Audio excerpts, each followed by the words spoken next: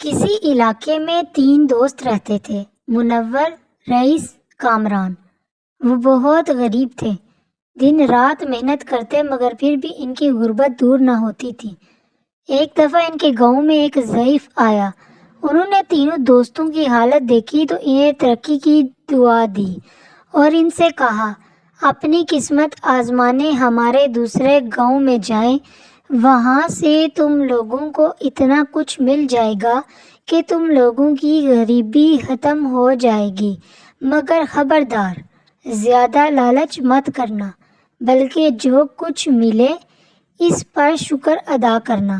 اسی طرح وہ اپنی قسمت آزمانے کے لیے دوسرے قصبے میں چلے گئے اور وہاں جا کر انہوں نے دل لگا کر مزدوری کی اور لالچ نہیں کیا۔ اگر لالچ کرتے تو کامیاب نہ ہوتے، کیونکہ لالچ بری بلا ہے۔ ویڈیو پسند آئی تو ویڈیو کو لائک کریں اور چینل کو سبسکرائب کریں۔